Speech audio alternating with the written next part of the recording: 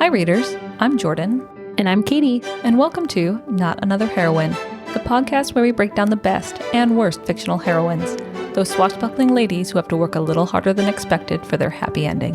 Want to see what's next on our TBR list? Subscribe to us on YouTube or follow us on Instagram for a sneak peek at upcoming content or to help us pick our next book.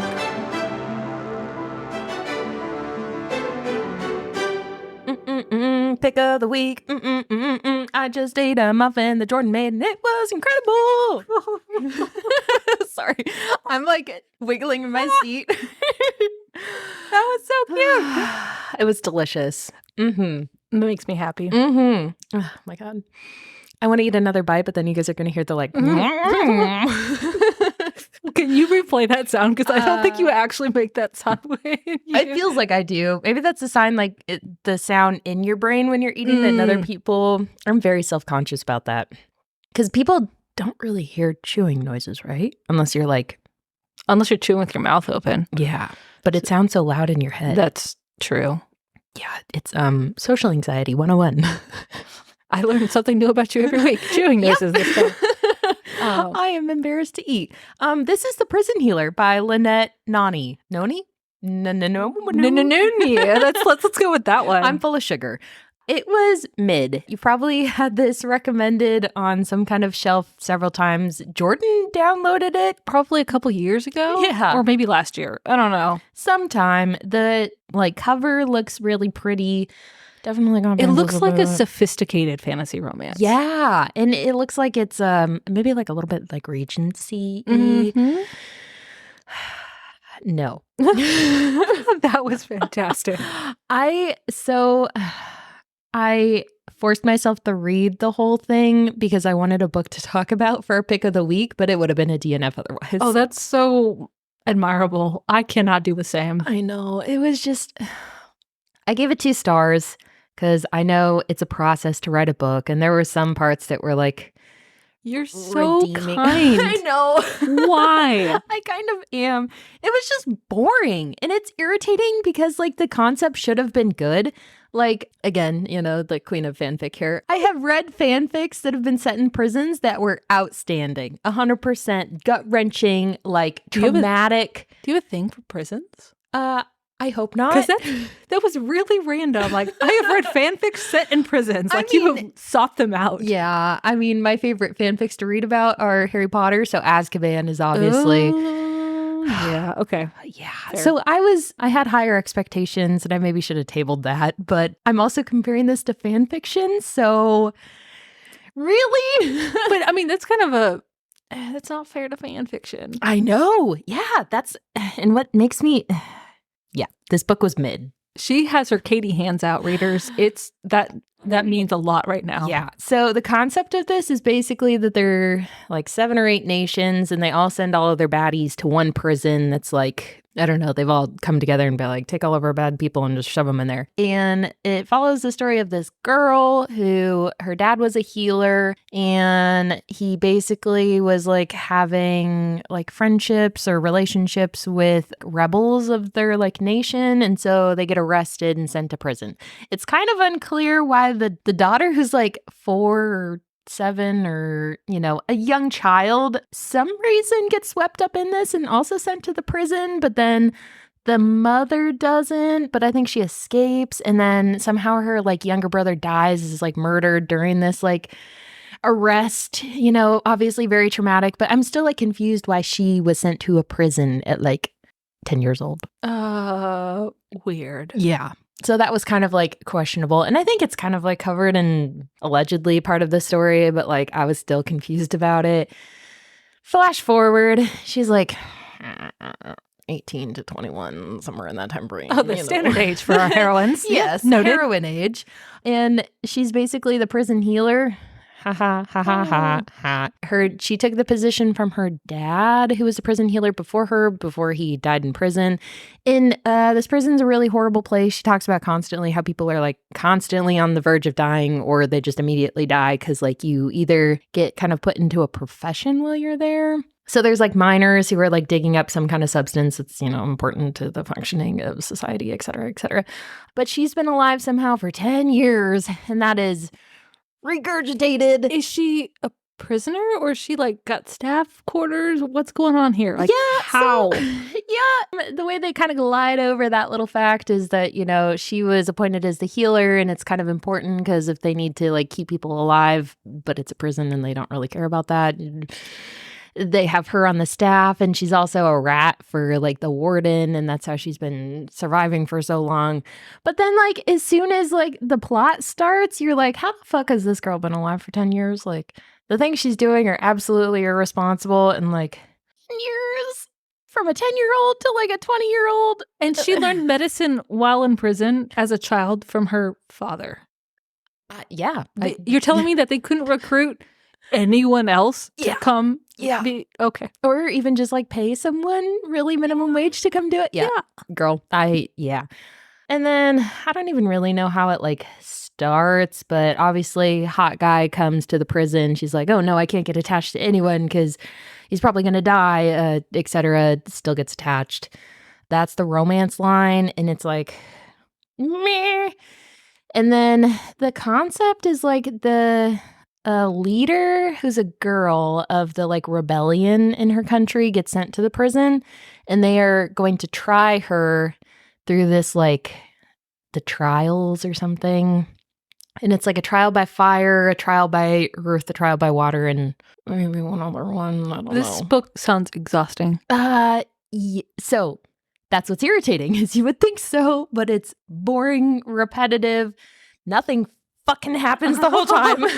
It's just irritating because you get like all hyped up for these events, and because, you know, the prison healer for some reason or another decides to like take the place of the rebel leader because she's like sick and she hasn't woken up and she's in a coma basically, and she's like, well, they're gonna make her compete, so I'll do it for her, which confusing because if you survive for 10 years you in would prison, also think there'd be like security around like a rebel leader. Like they would notice. They were just gonna send her to a prison and be like, oh, whatever happens. And also if she's a rebel leader, like why is there a doubt of whether she's guilty or not? Like why don't they just like sentence her to you know what I mean? Yeah, but it's irritating because there's like 4 or 5 events and they seem like excruciating. Nobody's meant to survive unless you have magic. And the prison healer girl obviously doesn't have magic, so she's not supposed to survive any of these. But the actual event itself is like 4 to 5 pages at most. And the rest of this 400-page book is just like the in-between period, and nothing happens. It's just her like living in this prison.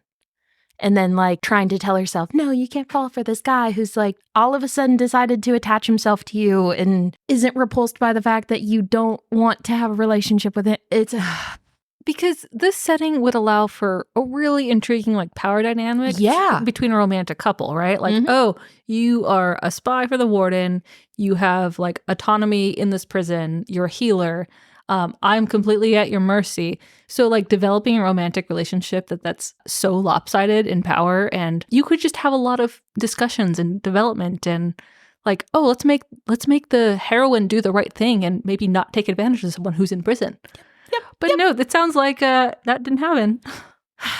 Now you understand, because like the juice there, the like potential for some like delicious fanfic, I was like expecting some of that. Like, you know, like maybe it's Draco Malfoy that's in prison and Hermione Granger is going to be, you know, a prison healer, because that kind of makes sense for their characters. And it's a weird power dynamic because, oh no, she likes him, but she's also, you know, a healer and he's a prisoner and he's maybe like done a bunch of horrible things.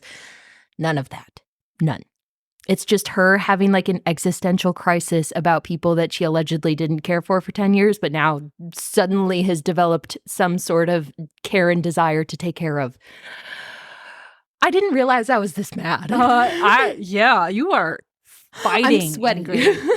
But I think that's the problem, is because even the synopsis, which is why I downloaded the sample, sounds very promising. Yeah. Anything set in a prison is like, ooh, dark conflict. Let's do this. And that was the other irritating thing, is like it was dark in a depressing way, but like not dark in like a this is a prison kind of way. And they made like allusions to like abuse and the like guards like doing crazy shit. But it was like always just like there and like never really a threat to her. And like, but like, why is it not a threat to her? Like, she is a woman in a prison that's like a co-ed prison. The entire setup sounds so implausible. Like, the very basis of your story needs to, like, you need to be able to answer the why. Yeah.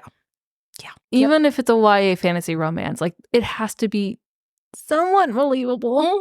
And then that was the worst part, because I don't want to spoil it in case anyone like wants to read this book. Too late for that. Don't read this book. Yeah, but the end has some like allegedly crazy revelations that kind of like make sense why it's all happening, but you can't just shove all that shit at the end of the book and like not really have it make any sense or make any allusions to that fact. Like there's no foreshadowing. Like it just felt like, oh no, it's at the end, and like I haven't really explained anything of like why this is happening. Big spoiler, reveal, Rebellio. Did you just Rebellio? Yeah, it felt right. But yeah, so that's The Prison Healer. Better books. Let's not say similar books. Yeah. So if you kind of like the setting or like the relationship dynamics, I guess. An Ember in the Ashes by Sabaa Tahir. I've read the sample. Okay. It's this one's come up before on our recommended like top like similar books. I think so, yeah. It's girl kind of in a rebellion, sort of, goes to a school as like a spy basically, and the guy who's like top of his class, and I don't want to say like a prince or something, they form a relationship, but there's a side character in this, his like childhood friend, who's this chick named like Helen, I think. Just the fact that I can still like vaguely recall her name. She's incredible. Like I would kill people for this character. She's like the coolest like side friend who's like, I've loved you for a long time, but also like you're going down this crazy road, like radicalized by this lady that like you don't really know, and you're in love with her. You're fucking up. And then she goes like apeshit crazy and like turns into this like badass woman who's like, no, I'm gonna do the fucking right thing. And it's just like, but it has vibes of The Prison Healer. So if you want a better version, An Ember in the Ashes. Okay. And then this is kind of crazy, but like ACOTAR and Throne of Glass by Sarah J. Maas. I could see that. Yeah. Yeah, it's like a knockoff version of those books without the character development, without the interesting plot, but similar concepts. We already talked about the lack of character development in ACOTAR, so I can only imagine if that's your basis for character development. And ooh, that should tell you something. Oh dear. Yeah. So I was upset, and this was 2 stars, and what irritates me is it has like a 4.5 rating. They always GoodReads, do. but it has like 60,000 reviews. And I was like, The Fourth Wing. God. We can't trust the reviews or the numbers. But how else am I supposed to? I don't know. I am traumatized. So, this description reminds. Have you watched any of the BBC Charles Dickens period pieces? No. Okay. Well, please explain though. Okay. So BBC did Pride and Prejudice, Sense and Sensibility, all of those. You have, oh my God, I forgot you haven't seen the one with, what's his face? The older version? The older Pride and Prejudice with, I don't even remember. He's been in a lot. Keira Knightley one or not? I know, but they're so good. Are they? They're like K-dramas. Like they're measured, they're paced out. You get more of the actual story because, you have 5 to 6 hours of content rather than just an hour and a half. It's worth it, I promise. But back to The Prison Healer. So there's a Charles Dickens novel called Little Dorrit, which is, I mean, a lot of his stuff is like social commentary. So when he was writing, debtors' prisons were a thing. Oh, yeah. Okay, so you know what those are. So a girl's father, he has 2 daughters. He was in debtors' prison, and his daughters were raised in prison. So that's their home. And so the main character is, I don't know her first name, maybe it's Dorrit. But so she's the caretaker of her family, but she grew up in a prison. God damn. And it's kind of her story. And there's a romance angle. It's very sweet. That would be also better. Yeah, that sounds better, and it's written by Charles Dickens. Yeah. Which everybody's like, oh, yeah, quintessential author, et cetera, et cetera. No, that's what I'm saying. Watch the BBC period drama. Like, fair. His writing is incredible, but it's also an investment. So watch the show too. Yeah. Wow. See, that's why I was so irritated. And I think talking about it makes me more mad because concept killer. I am intrigued. I'm invested. Gimme. And then it's like, nope, you're going to be disappointed. There's so many unanswered whys just based on what you described. Yeah. Ugh, no thank you. It was It was exhausting. And it made it double exhausting because there's a lot of repetition in it, like similar scenes again and again and again, similar phrasing, similar emotions. I felt like you could have cut out 70% of this book and made it better. Like, yeah. Well, you finished it though. I did. Congratulations. I deserve an award. Yes, I applaud you. God. Well, from Katie's shelf to yours. Yeah, I'm embarrassed, but we'll see you on the next page.